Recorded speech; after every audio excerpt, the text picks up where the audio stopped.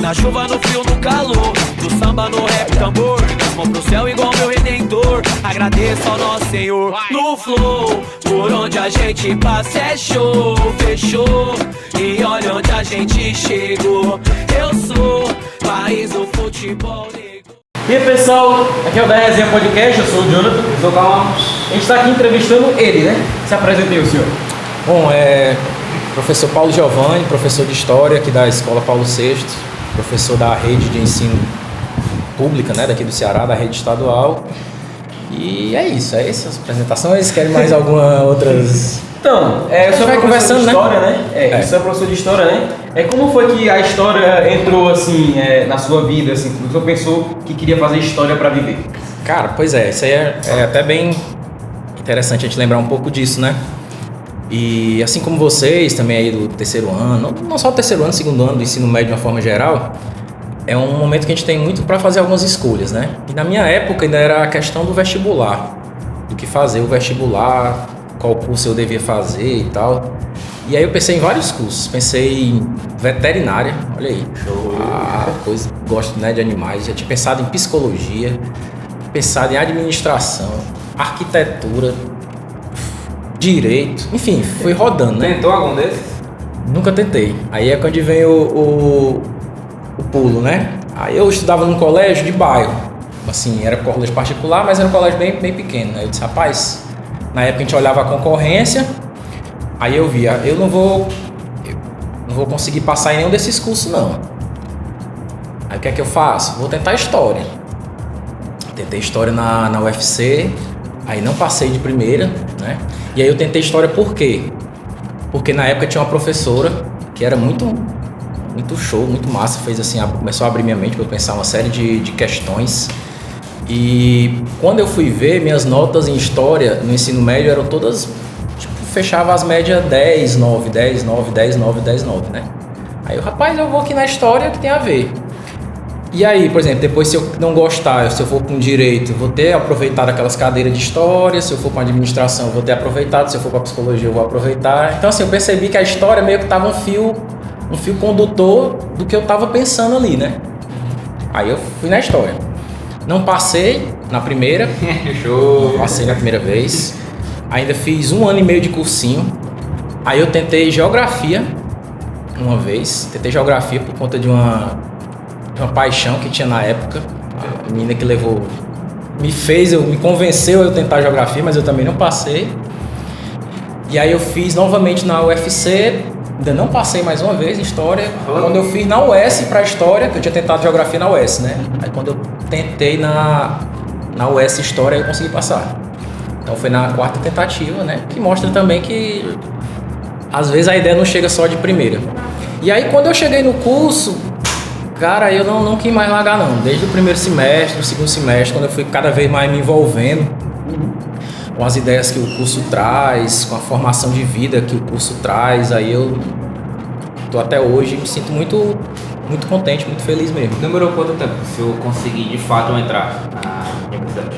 Foi 4 tentativas, um ano e meio. Depois que eu terminei o ensino médio. O senhor se apaixonou por qual parte da história? A parte mais descritiva dos acontecimentos ou da parte mais crítica que a gente consegue tirar esse ensinamento dos acontecimentos da história? Mas tem um amigo meu que até ele implica um pouco comigo, que ele disse que eu sou meio psicopata às vezes, né?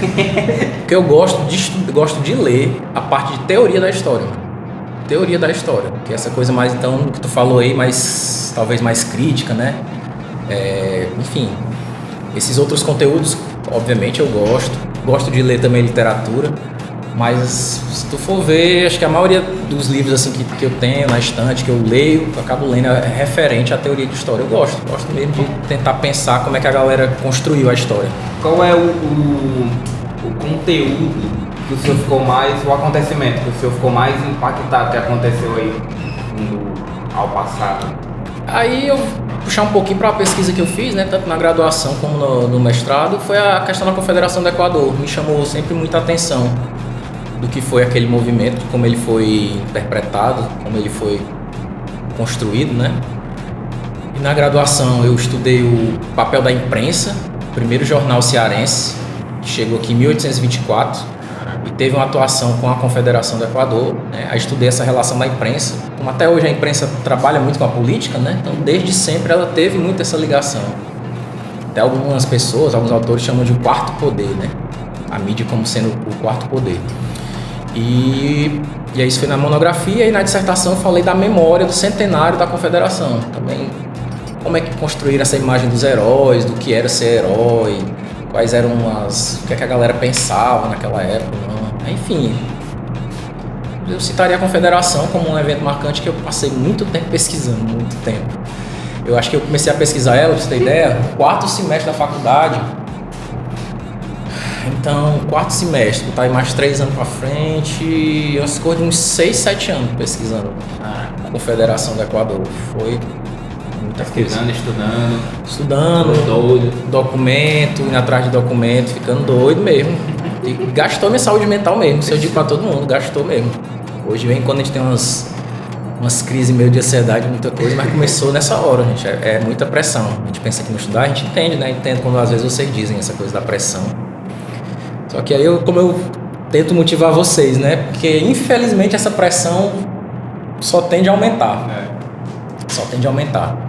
E aí quando a gente está no ensino médio a gente acha que já é puxado, e é puxado, mas aí depois ainda vai ficando pior, ainda vai ficando mais difícil.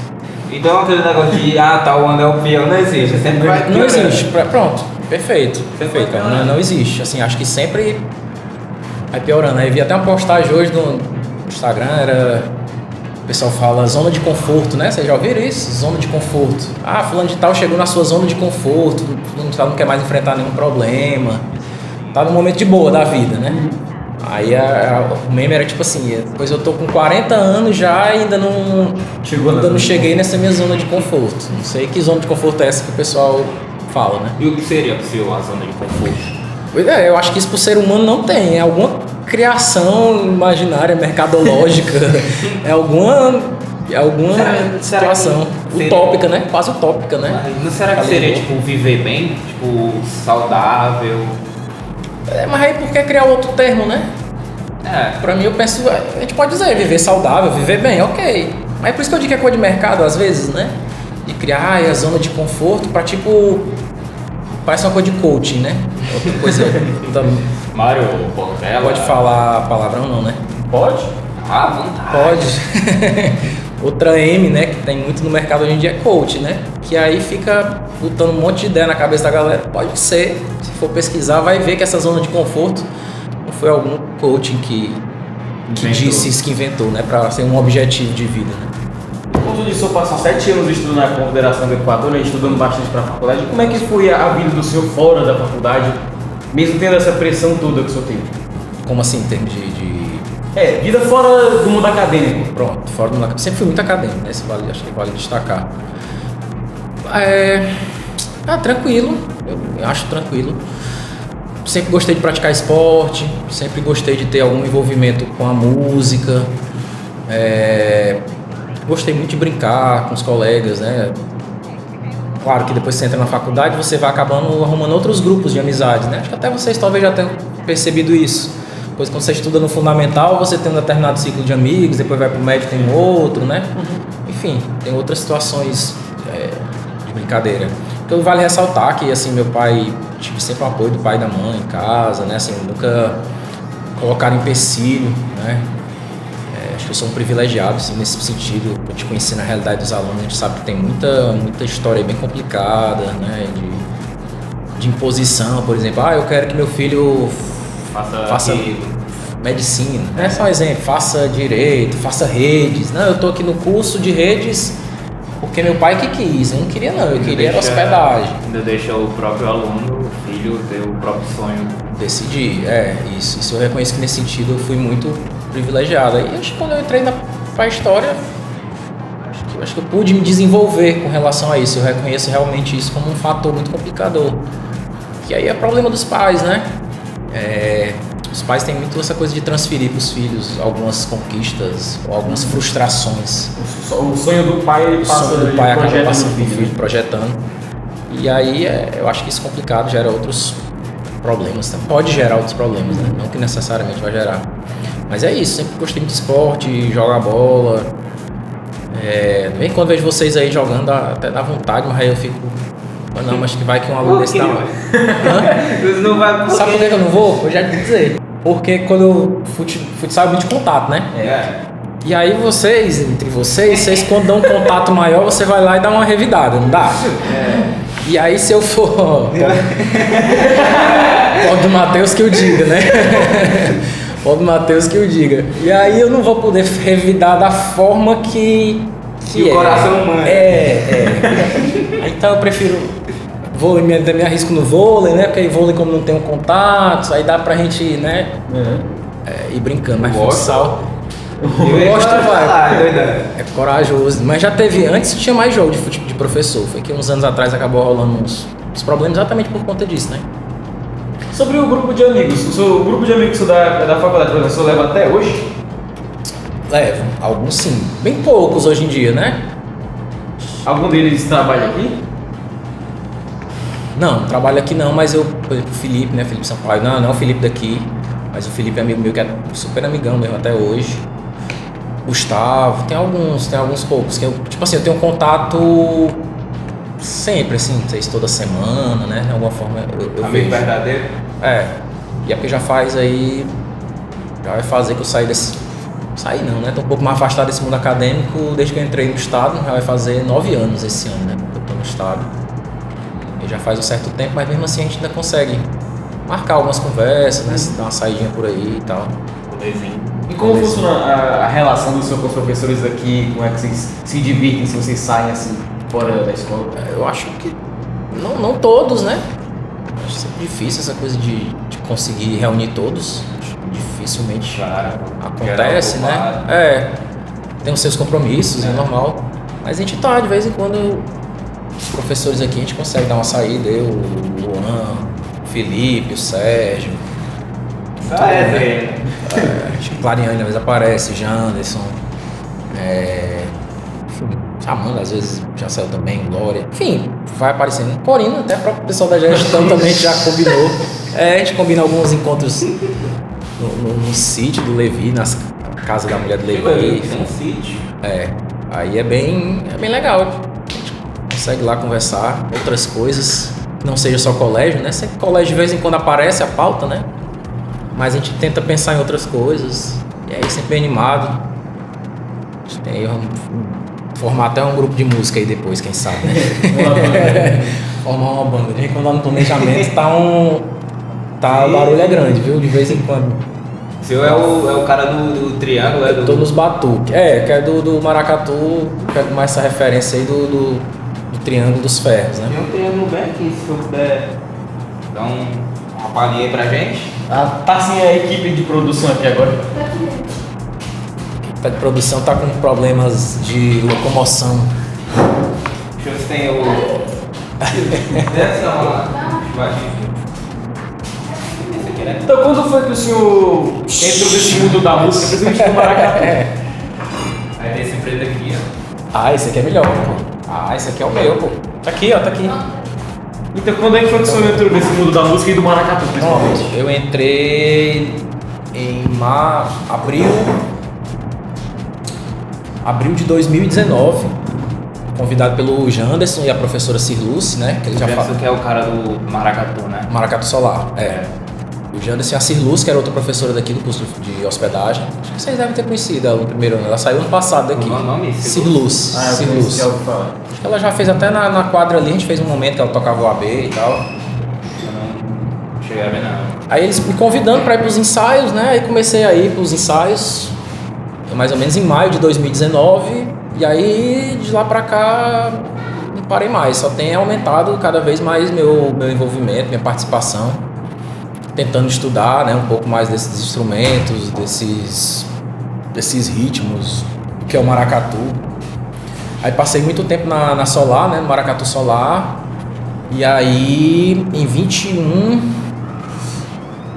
outubro de 21, eu entrei também agora em outro grupo, que eu também faço parte agora, que é a Caravana Cultural.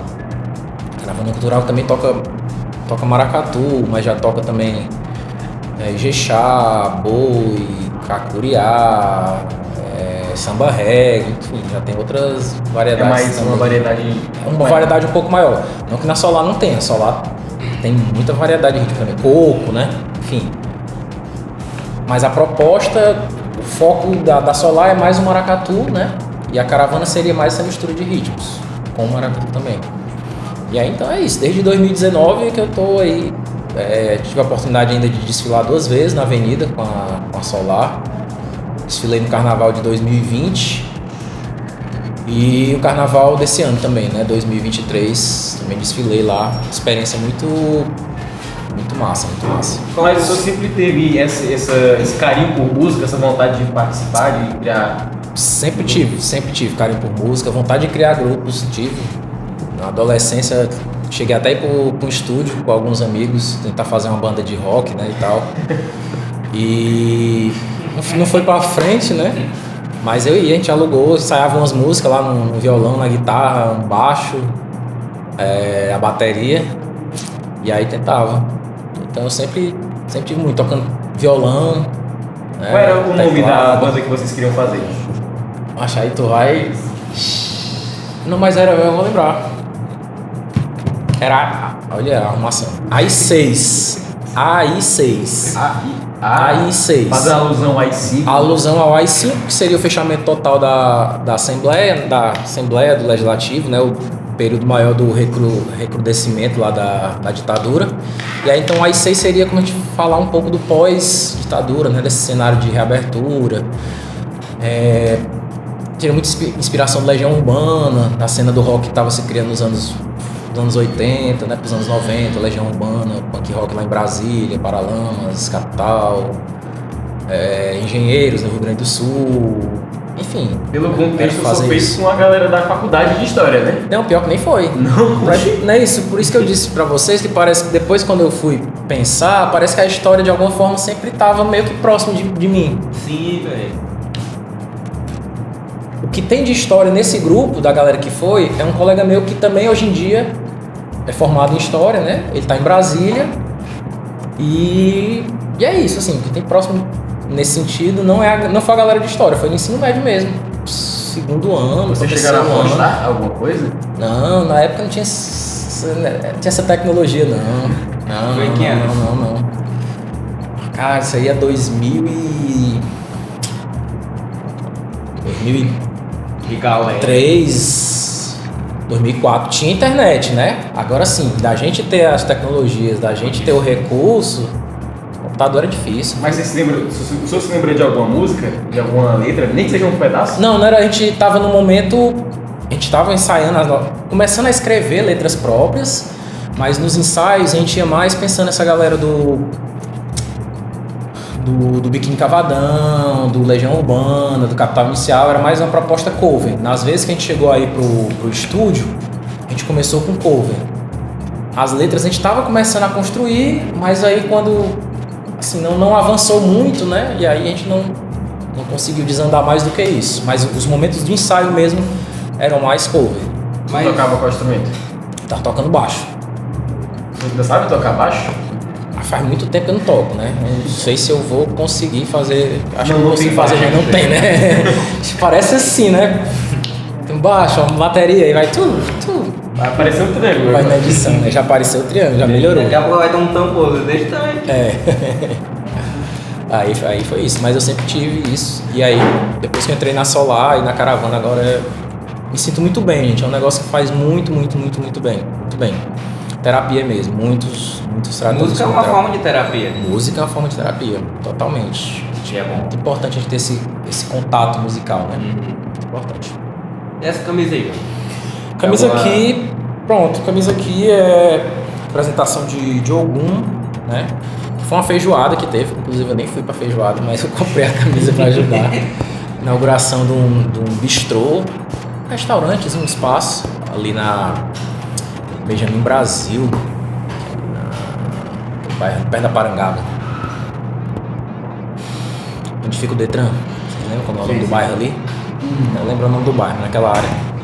E aí é do pessoal lá da Caravana Cultural, que eles foram lá fazer essa feijoada, promover o espaço, né? Promover a inauguração do espaço. E aí se apresentaram lá no dia o Mojubaxé e o Orinhaxé. 2 grupos assim, que tem um pouquinho da caravana também, né? Alguns membros da caravana também fazem parte desses grupos. E aí eu tô, né, nessa pegada. Que é o orixá, né? A questão dos orixás. Que aí nessa questão dos batuques a gente trabalha muito com os orixás, tentando entender. Até tá na blusa do Jonathan também aí, ó. O Oxalá meu pai, né? Acaba que a música no batuque a gente acaba conhecendo um pouquinho da história. Mas eu também confesso pra vocês que eu tô muito engateando ainda assim com relação a isso. Infelizmente a gente aprende muito pouco. Ainda no colégio, até em faculdade de história, a gente acaba aprendendo muito pouco. É sempre mais ofuscado essa parte da história. Ofuscado da história, Assim, se você não for buscando leituras extras, leituras complementares, situações por fora, você não consegue perceber esses elementos, né, das religiões de matriz africanas. Aí, assim, só gosta muito de música, né, sobre esse negócio fora da escola, mas o que você gosta de fazer mesmo assim no tempo livre agora, hoje em dia? Tempo livre que é pouco, rapaz, música, de alguma forma tentar. Já dizer, porque os tempos. Por exemplo, às vezes tem ensaio segunda. Aí hoje eu já vai ter uma oficina, eu já vou de novo hoje, né, à noite. Aí no sábado às vezes tá na solaz, eu não vou de sábado porque às vezes sábado de manhã eu quero dormir um pouquinho, né? Mas aí às vezes tem alguma movimentação no sábado, que eu pego e eu vou pra lá também. É mais isso. Então o jogo, né? Eu gosto também de dar umas jogatinazinhas, eu acho bom também. Enfim, sair, restaurante, os bares da vida, né? Você joga o quê? Rapaz, hoje em dia, que eu tô jogando mais ainda jogo de celular, Clash of Clans e o Clash Royale. Clans e o Royale tá... É o vício da galera hoje em dia. A minha contazinha é bem antiga, viu? Eu nem sei quanto... Antigamente o Clash Royale tava muito em moda, né? Agora parece que tá voltando. Caiu Aí parece que tá voltando. Eu jogo desde... nem sei quando. Eu comecei primeiro Clans, é mais antigo, né, ainda. Cara, não lembro. Tô tentando lembrar assim uma data, mas 2018, 2017, faz muito tempo. E depois, 1 ano, 2 anos depois, eu comecei o Royale. E aí eu jogo. De vez em quando joguei, mas muito pouco. Play 3 que eu ainda tenho. Depois um joguinho assim, mas... Que tipo de jogo você gosta de jogar? Aí eu jogava corrida, né? Coisa de carro. Gosto muito de corrida de carro, RPG, aventura. Need For Speed é bom. Platinou, finalizou, terminou tudo, comprou os carros. Os que eu tinha mas dos Need for Speed só foi um. É o Most Wanted. Most Wanted. Tem, né? E tem o Gran Turismo 6, eu acho, que foi um dos últimos que eu fechei tudo. Aí também a série do Assassin's Creed, né? Também cheguei a jogar. Joguei o 1, o 2, o 3, tá faltando só um, né? Vou jogar o 3. O 3 eu joguei o 3, é muito bom. O 3 é o né? duelo de King, né? Que é mais nas ilhas ocidentais, no Caribe. Pronto. Desses aí só tá faltando um, que é uma série, né? Também ele faz as trilogias, né? Eu comprava até uma caixinha quando eu comprei, que já vinha os 3. E era muito bom. God of War, gosto muito também. Um jogo que eu gosto também no computador é Championship Manager. É de 2001, 2002. É um jogo que você é técnico e administrador de um clube de futebol. Chegamos na parte... uma parte massa. Que aí tem hoje em dia tem o Futebol Manager, né? Tem várias... Brasfoot, pronto. Só que esse do Manager, ele veio bem na sequência. Primeiro foi o L-Foot, acho que 97, 96. E aí depois foi esse Championship Manager que eu comecei a me interessar. E até hoje eu tenho um CD, de vez em quando também dou uma jogatinadazinha. Então, sobre o futebol, você torce pra que time? Torço pro Ceará e também São Paulo. Rosão, Alvinegro e São Paulo. Tá fase difícil. Né? Como foi? E aquela foi a Sul-Americana que o Ceará foi eliminado pelo São Paulo? Foi, ali é foda, né? Foda. Mas eu tô, o Ceará ponta de casa, né? Sempre vindo do pai ou de alguém da família. E o São Paulo, eu lembro muito da conquista do Mundial de São Paulo. Engraçado. Tem umas coisas na memória da gente, né? Que eu lembro dos jogos da final, eu acordando de manhã, domingo lá, 93, sentando na frente da televisão, assim, olhando e vendo aquele. Você tinha quantos anos? lá. Na época, 7. Vai apontar a idade mesmo, né? Pô, 36 anos, sou de 86. Não tem problema não. 36. Sou de 86, 7 anos. Já apaixonadinho por futebol, Já né? gostava. E aí foi o São Paulo, aquela fase dos anos 90, São Paulo era um timaço, assim, era muito massa. E aí peguei até hoje, né? Aí tem fase que eu já torci até mais pro São Paulo, mas aí já ia aprendendo umas coisas, então Hoje em dia eu tô focar sofrendo mais- pelos dois. Hoje em dia eu tô sofrendo muito pelos dois, né? Não é pouco não, velho. Pode dizer muito. Você já teve a oportunidade de assistir algum jogo no estádio, tanto do São Paulo quanto do Ceará? Estádio já, cara, eu fui muito pra estádio, gente. Só que aí o estádio eu fui uma das vítimas, digamos assim, dessa coisa da violência do estádio. Sim, mano. Me desanimou muito. Além para as mulheres, né, mano? Era, mas eu lembro, por exemplo, pra vocês terem uma ideia, era quem me levava meu pai, né? Aí tem uma vez que eu lembro voltando no ônibus e o ônibus sendo apedrejado, cara. Acontece. Sendo apedrejado, aí, tipo aquelas. Tu vê só o estilhaço, aí o pai assim, outras vezes a gente já levou carreira da cavalaria. Enfim, é umas coisas. Já foi uma vez a galera pulando a catraca, mas não é o pular a catraca, né? A gente pode até pensar, problematizar as questões sociais da catraca, mas da forma que foi, eu fiquei assim, caralho, uns 25 torcedor pulando tudo assim ao mesmo tempo, e depois eu ficava batendo no Do teto, treino aberto, será?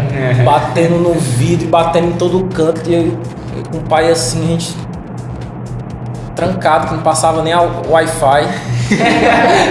E e aí a gente começou, aí o pai começou, não, vamos mais não. E aí eu fui ficando, mas fui muitas vezes. Pra ir de ônibus é embaçado. Muitas vezes.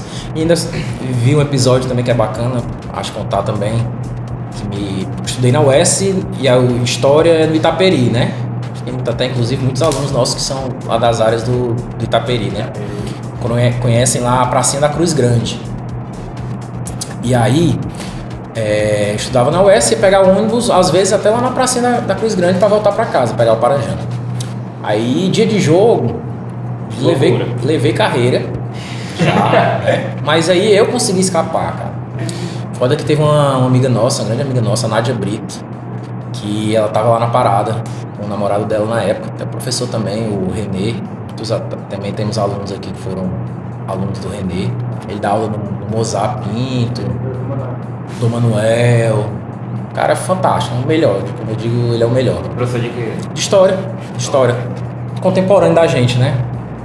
E aí ele saindo, aí só quando foi um dia de jogo, tinha um policial apaisando, mas que tava com arma. Amado. E aí viu o movimento da galera na Praça da Cruz Grande e foi atirar. Saiu disparando, atirando pra tudo quanto é lado, né?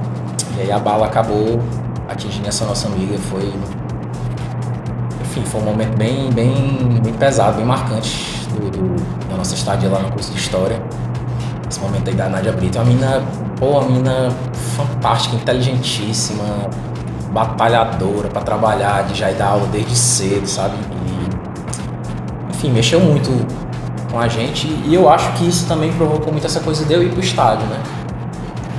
Hoje em dia até como eu gosto, né, de futebol, gosto muito de esporte. Eu até penso, né, de repente no PV, quem sabe até um jogo do Ferroviário, né, uma coisinha mais tranquila, que não tenha tanta torcida. Gosto muito de esporte, tanto eu gosto muito de assistir NFL, NBA, esses esportes assim também assisto pra caramba também. Aí, Né, nas horas. NFL, o futebol americano é um negócio... Futebol americano não? Né? É um negócio engraçado, né? Um negócio é muito diferente, tem o mesmo nome que o nosso, né? Mas é muito diferente. Como é que funciona assim mesmo? Como é que funciona o futebol americano assim? Futebol americano... Porrada e bola na mão. É interessante, até os próprios comentaristas, quando a galera vai chegando, né, eles falam assim, ó, tu tem que assistir um pouquinho pra tentar entender a regra, pra não ficar só com essa imagem do que é a porrada, né? Entender a regra da hora que entra a porrada, né? O do futebol americano, ele vem do rugby. Sim. Do rugby, né? Que também é um esporte inglês. O futebol é da Inglaterra, né? Você sabe, né? E aí quando o rugby atravessou para os Estados Unidos, Aí lá nos Estados Unidos eles montaram essa estrutura e batizaram como futebol americano. Só que, por exemplo, no rugby, ele é muito similar ao rugby, tá? A questão da pontuação, Até o formato da bola, né? formato da bola. Só que aí o que é que acontece? Eles foram criando algumas regras ao longo dos anos. Inclusive o formato da bola ele é mais pontiagudo, ele é mais aerodinâmico para possibilitar que o quarterback faça os lançamentos. No rugby não joga tanto com lançamento, joga com passe na linha de trás do jogador. Então a bola é mais próximo do futebol, né? Que seria mais redonda, Oval. né? Oval. A da NFL já é mais pontiaguda por conta do lançamento. O futebol americano é o rugby empanado com violência, então. Empanado com violência, mas muito também herança da Segunda Guerra. Tem, por exemplo, tem manobras lá no jogo que são manobras decorrentes da Segunda Guerra. Tem uma ação lá que chama Blitz, que é uma referência à tática que a Alemanha utilizava, Blitzkrieg, a tática que a Alemanha utilizava de ir pra cima para poder detonar a galera, né? E Loucura. pronto. Aí essa manobra é quando a defesa do time pega e monta meio que um ataque apressado com vários jogadores para cima do quarterback. E por aí vai. E aí, então é um... E aí entra a violência. É um esporte violento. Ponto de contato aí. Agora o que foi uma outra estatística, tem causado menos concussão que o futebol. Tipo, contusão de lesão. Concussão, que é aquele contato da cabeça. Os caras usam capacete, pô, todo um equipamento. Mas aí que tá. Antes era maior. Por isso que eu digo que tem uma história das regras que já vão combatendo aos poucos essa questão da violência, do desnecessário, de tentar cada vez mais que seja o tackle limpo, né? Que eles chamam, é o desarme limpo, a derrubada. Que é só. Né? Do tronco, fazendo que derrubar, não pode ir pro chão. Então, assim, eles, ao longo dos anos, eles foram moldando essa questão para tirar, digamos, a violência. Mas não tem. Até hoje, como qualquer pessoa que vê a primeira vez, É um esporte violento em essência, mas estão tentando deixar mais técnica do que mais a força bruta. Para destacar a questão da conquista do espaço, né? Você marca, de novo, uma metáfora da guerra, né? Que é os dois times eles estão em busca de conquistar espaço, de tentar avançar. Um avança, depois recua, para conseguir montar os pontos. Bom, Giovanni, voltando um pouquinho da história, a gente estava numa dúvida aqui, como seria se na independência do Brasil, o Brasil não fosse colonizado pelos portugueses? Pronto. Isso aí é uma dúvida pergunta que a galera sempre faz, né? Você pergunta, E assim, que mais uma vez eu também não vou saber a resposta. Mas eu não tenho nenhuma ideia de... É o que eu ia dizer, né? Tem uma parte da história... Tá travado aqui, assim mesmo? Sim. Tá. É uma parte da história que a gente pensa muito o se da história. E se eu não tivesse feito isso? Se o Matheus não tivesse colocado, não quisesse ter ido revitar a porrada, não tivesse quebrado a perna. Ele nem revidou, ele só foi. E se eu tivesse tirado a perna, né? Não tem. Como ser humano, a gente fica sempre isso. Então, eu fico doido, eu quero... E se? Provoca muita ansiedade na gente, né? No caso dos conteúdos históricos, também tem isso, né? O que é que eu posso dizer, né? As colônias da Inglaterra, da Holanda, inicialmente tinham um pouquinho menos de pressão aliás, as metrópoles Inglaterra e Holanda tinham um pouquinho menos de pressão diante das suas colônias. Eles davam um pouquinho mais de autonomia, que é diferente do modelo português, né? Dessa estrutura que Portugal trouxe para cá, e a Espanha também trouxe muito para a parte da América Espanhola. Enfim, essa parte de pressão de tudo foi alguém que fez. Até hoje a gente ainda tem muito isso na política, né? Assim, eu tô aqui na escola, mas foi o governador que fez a escola, né? Reclama da colonização portuguesa, mas tem que agradecer que não foi uma espanhola, né? A espanhola eu sempre digo que acho que ainda foi mais violenta ainda, né? Então, assim, os holandeses e os ingleses, eles davam um pouquinho mais de autonomia, né? Tinham mais essa coisa de trabalhar a ideia de república, de trabalhar uma maior participação local, às vezes não tão atrelada com a metrópole. Aí isso aí é que eu noto que era diferente. Também não significa dizer que aí, deixar bem claro que a galera diz, o holandês, inglês não explorou o território. Negado. Vai lá para o sul dos Estados Unidos e vê se não foi explorado. Vai para a região do Caribe. Muitos dos países pobres que tem ali do Caribe eram colônias da França, da Holanda. A conveniência da época, né? É isso, né? E depois foram consumidos pelos Estados Unidos também, né? Mas enfim, são países pobres também por conta disso, né? Então não tem muito dessa ideia de dizer que seria melhor ou seria pior. É uma pergunta realmente difícil, né? Você costuma responder nesse sentido das diferenças mesmo, cultural, que tem até hoje também. Mas uma pergunta sobre a história. Eu estava lendo um livro, né? Que tem até aqui na biblioteca, que fala sobre o desenvolvimento econômico do Brasil desde a colônia. Certo. Uma coisa que o livro dizia é que a economia daqui, mesmo com a produção de cana-de-açúcar, né, com o refino, dando muito dinheiro, não se desenvolveu o país porque basicamente tudo que era produzido aqui, a riqueza, muito pouco era reinvestido na economia local e a maior parte é levada para fora porque os donos não moravam no Brasil, né? Sim. Você acha que se houvesse um desenvolvimento não só desenvolvimento da cana-de-açúcar como indústria, né? E se eles voltassem esse investimento a investir mais na terra?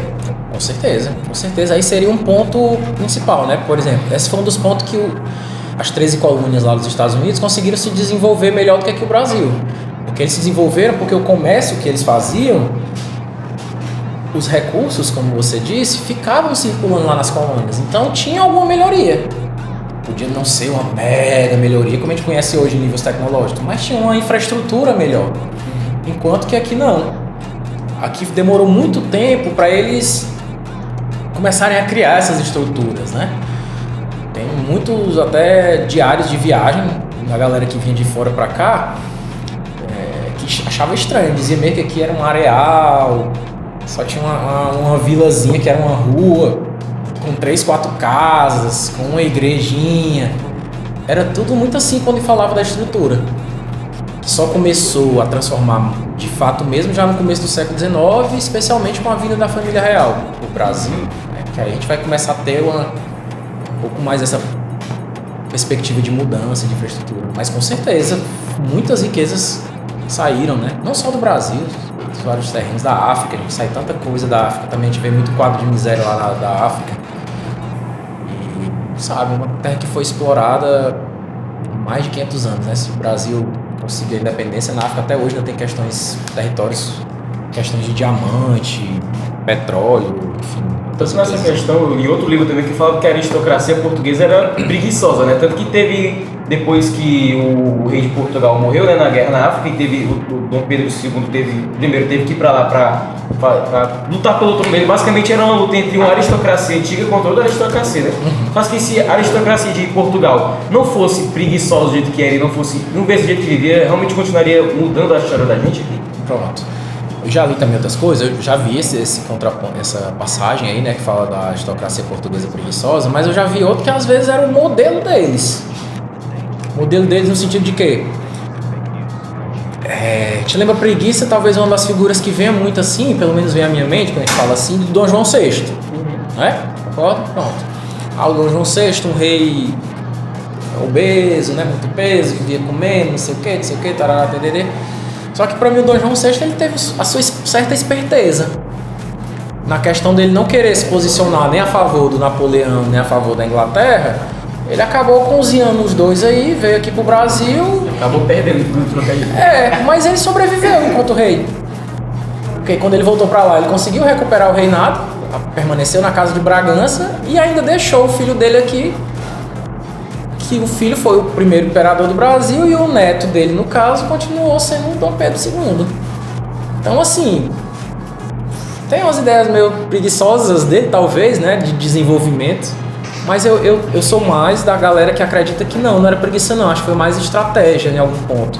Dizer que Portugal é preguiçoso, se Portugal tinha o maior império marítimo do mundo, Portugal tinha território na América, o Brasil tinha território na África, na Ásia, no Macau, na Índia. Aí tu imagina no século XVI, XVII administrar essa porrada de território. Então foi mais egoísmo do que preguiça. Eu acho. Mas algumas escolhas erradas que eles fizeram, mas taxar de preguiçoso, acho complicado. O tempo tá acabando. 2 minutos. Do coração? Eu quero assim, então, se for sabendo que o senhor tá namorando agora, como foi essa história desse encontro? O senhor se apaixonar por alguém, assim, como foi esse começo? Conheci, eu tô namorando com a Camila, né? Se encontrou nas noites professora de também? Fortaleza, professora também. História. De espanhol da UES. E aí a gente se encontrou nos bares de Fortaleza, né? É muito bom os barzinhos da cidade, a noite de Fortaleza. Eu gosto muito também, é um grande hobby meu também. E aí a gente acabou se encontrando, conversando. E aí desde dezembro a gente tá namorando, né? Dezembro do ano passado. Entendi, dezembro, a gente soube dar fofoca atrasada ainda, né? Desde dezembro que a gente tá aí já. Fazer 5 meses, né? Não, fez 5 meses. Fazendo história, né? Mas eu tá feliz agora, né? Importante é tá feliz. Tá de boa, tranquilo. Foi mandou um beijo aí pra Camila. Beijo, Camila. Até mais vai ver aí. Aqui esse aqui é o principal, ali é só o. É aqui, ali vai os dois. Beijo, Camila, que se vê aí até mais tarde. Esse foi o papo, né? É um podcast bem corrido, a gente queria falar muito mais, mas Tinha muito mais a ser dito. E aí, Teve nem as perguntas aí, né? não teve nem as perguntas. Mas é isso, né? Esse foi o podcast com o Giovanni. Muito bom, obrigado por vir comparecer aqui. Nada, pessoal, né, é isso aí. com a gente, com sua presença. Tamo junto. E é isso, galera. Não esquece de seguir no YouTube também, ver lá o vídeo inteiro. E é isso, até a próxima. Boa sapatinha. Tira esse televisor.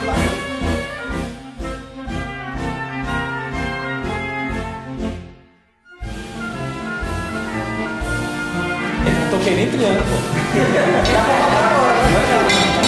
Boa, tava muito mal.